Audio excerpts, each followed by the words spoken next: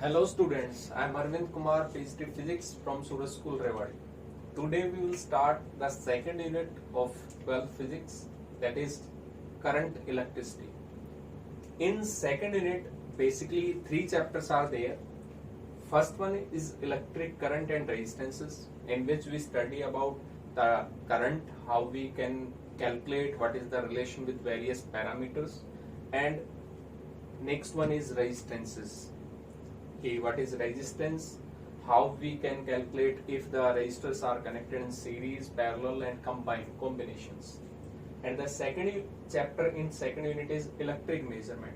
Here we will study some basic devices to measure the electric current and potential differences. Such measurement are carried by the potentiometer, Wheatstone bridge, meter bridge. Okay. The third chapter of second unit is heating effect of current. If a current is passed through a wire, then it will heat it up. In a simple language, we can say that if in our households a current is passed through a conductor, then it slightly heated up. But if we will consider the geyser or heater, then the same current pass through that device and it will generate heat more and more. So what is the basic concept of generating heating effect due to current? In this chapter we will start the heating effect of current. In this second chapter about the measurements of electric current, and in first chapter we will study the current and resistances. So first of all, our mind starts thinking about that the unit name is current, electricity. What is electric current? So first question arises in our mind is what is electric current? We have studies in first unit that charges. If I will say this is a conductor wire, एक wire है simple conductor का, और इस conducting wire में अगर मैं कहूं कि फ्री चार्जेस होते हैं, लेकिन हम यहाँ पे रैंडम मोशन की बात नहीं कर रहे, मैं यहाँ पे कहूं कि एक फिक्स्ड डायरेक्शन में चार्ज मूव करना स्टार्ट कर रहे हैं. ठीक है, यहाँ पे अगर मैं कहूं कि ये एरिया ऑफ क्रॉस सेक्शन, यहाँ पे एक पर्सन को मैंने स्टैंड कर दिया, अगर सिंपल में समझें तो यहाँ पे एक सेकंड में कितने चार्ज कैरियर, अगर मैं यहाँ पे कहूं कि एक सेकंड में कितने चार्ज कैरियर पास कर रहे हैं through that conductor is called current. Basically यहाँ पे डेफिनेशन पे जाए तो वही है डेफिनेशन, सिर्फ टेक्निकल टर्म्स में है. The rate of flow of charge, the rate of flow of charge is called current. Basic में रेट का मतलब होता है पर यूनिट टाइम, पर टाइम. जैसे मैं यहाँ पे इसी लैंग्वेज में जैसे हम पहले समझ रहे थे, इस पर्सन ने काउंट किया कि 5 सेकंड में 5 कूलम चार्ज है वो फ्लो कर रहा है, कि यहाँ पे 5 कूलम चार्ज है वो फ्लो कर गया, तो एक सेकंड में कितना होगा 5 अपॉन में 5 कूलम पर सेकंड, यानी कितना आ गया 1 एम्पियर कहेंगे इसको सिंपल लैंग्वेज में. तो कितने टाइम में, यहाँ पे पर यूनिट टाइम है, अब आप उसको मिनट में भी कह सकते हैं, आवर्स में भी कह सकते हैं, बट यहाँ पे एसआई स्टैंडर्ड के अकॉर्डिंग अगर हम रेट को, टाइम को अगर डिफाइन करें तो what is the SI unit of time is second. So basically we consider per unit second. तो यहाँ पे अगर हम कहें कितना चार्ज है वो फ्लो कर रहा है, rate of flow of charge, कितना चार्ज यहाँ पे फ्लो कर रहा है per unit time is called current. अगर मैथमेटिकली हम इसको लिखना चाहे मैथमेटिकली, तो मैथमेटिकली बेसिकली क्या हो गया, यहां से देखें तो सिंपल यूनिटी रूल ही तो है, एक सेकंड में कितना चार्ज फ्लो कर रहा है दैट इज कॉल्ड करंट. तो यहाँ पे मैथमेटिकली अगर मैं लिखूं तो I is equal to d q upon में डी टी. अगर कहीं पे चेंज हो रहा है कंटिन्यूसली कि ए 5 सेकंड में 5 कूलम गया, फिर नेक्स्ट 5 सेकंड में 4 कूलम, तो हम वहां पे क्या करते हैं इंस्टेंटेनियस वैल्यू कैलकुलेट करते हैं. तो इंस्टेंटेनियस के लिए क्या करेंगे, in small time difference the charge crossing that point is D Q. Small time में चार्ज कितना फ्लो कर रहा है डी क्यू, स्मॉल चार्ज. तो इसका मतलब ये जो करंट होगा वो कौन सा होगा, इंस्टेंटेनियस करंट. 11th में भी डिस्कस करते हैं हम instantaneous acceleration, average acceleration, average velocity, instantaneous velocity, वही सेम प्रोसेस. स्मॉल लेंगे, स्मॉल स्मॉल डिफरेंसेस कि यहाँ पे 1 नैनो सेकंड में चार्ज गया इतना स्मॉल चार्ज आएगा, तो इसका मतलब इंस्टेंटेनियस वैल्यू की आप बात कर रहे हो, तो यहाँ पे वही है current I equal to d q. Otherwise आप लिख सकते हो इसको चार्ज अपॉन में टाइम, कितना चार्ज फ्लो कर रहा है कितने टाइम में, दैट इज कॉल्ड करंट।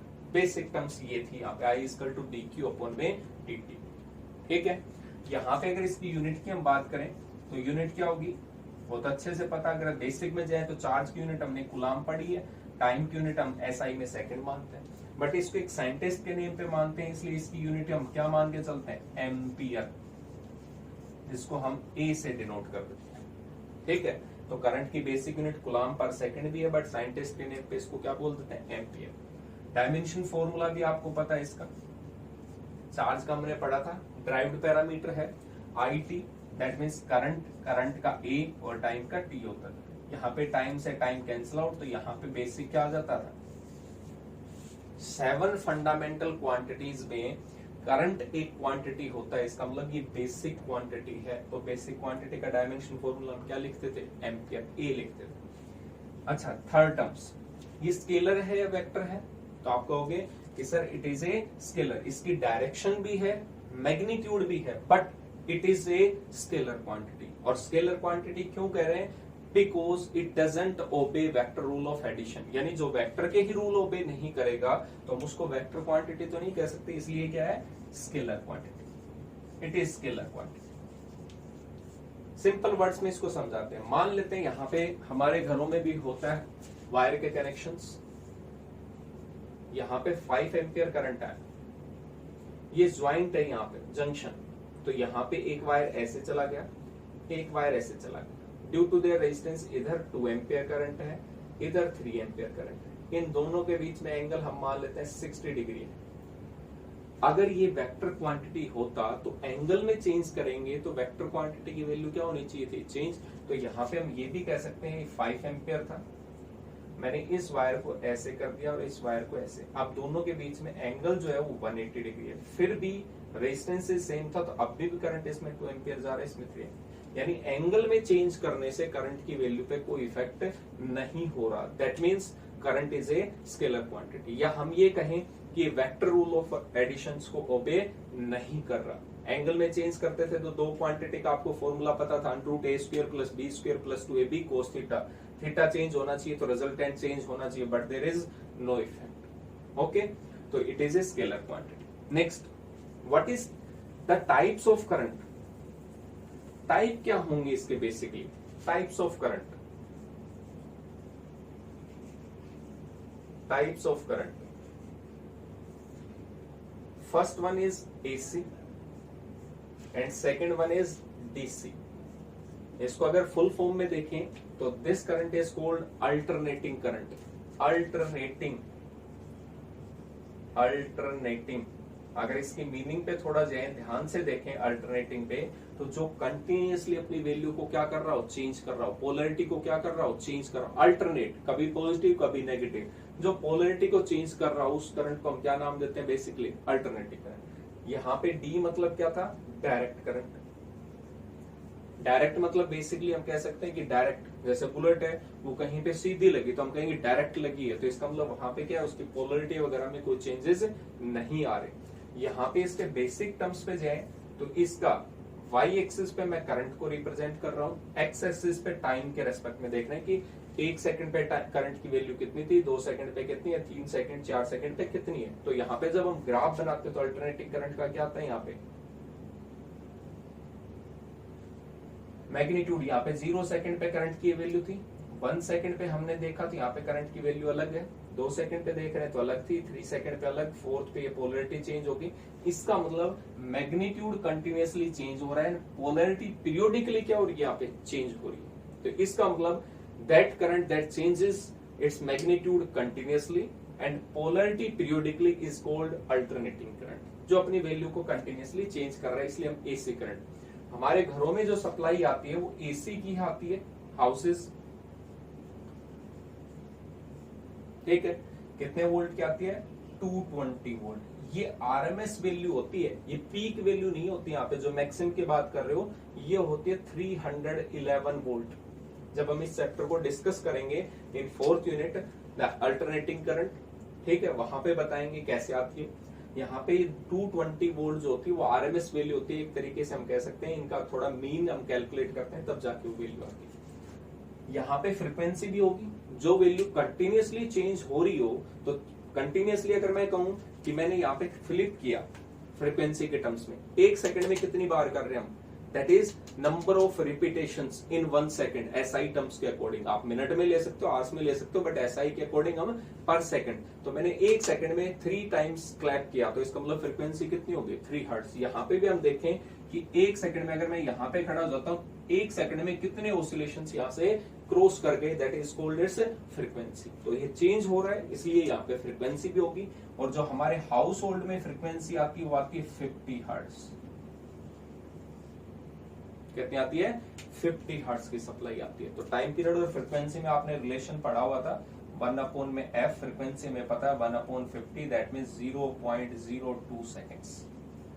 ये कंप्लीट यहां से लेके और एक ऑसिलेशंस कंप्लीट करने तक, यहां तक जो टाइम लगेगा उस टाइम में कितनी आएगी, 0.02 सेकेंड्स की वैल्यू आती है।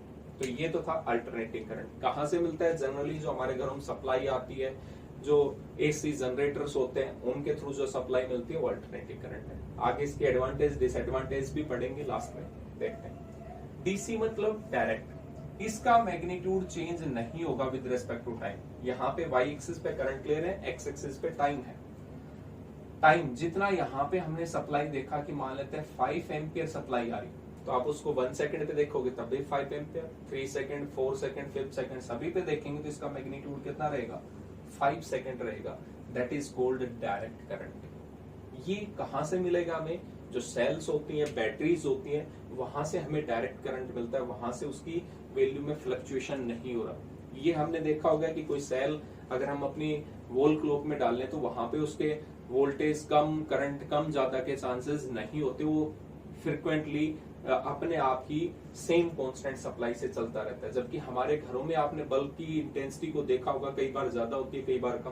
तो इसका मतलब ये फ्लक्चुएशन हो सकती है, लेकिन डायरेक्ट करंट में फ्लक्चुएशन नहीं आती, जो हमें बैटरी वगैरह से सप्लाई होता है। सेल्स एंड बैटरीज, इन्वर्टर की बैटरी जो होती है वो भी होती है, लेकिन जो इन्वर्टर डिवाइसेस लगा होता है वो कन्वर्ट करता है। जब बैटरी चार्ज कर रहा होगा तो हम सप्लाई तो इन्वर्टर में एसी की देते हैं, बट जब वो बैटरी के पास जाता है तो इन्वर्टर जो डिवाइस होती है वो एसी को डीसी में कन्वर्ट करता है। जब हमारे घर में लाइट चली जाती है तो बैटरी से वापस एक्सट्रैक्ट करता है, तो बैटरी जो डीसी सप्लाई दे रहा है उसको वापस एसी में कन्वर्ट करके हमें प्रोवाइड करता है। तब हमारे हाउस होल्ड अप्लायंसेस जो है वो इफेक्टिवली वर्क करते हैं। तो यहाँ पे ये बेसिक टर्म्स थे, क्लियर हुआ।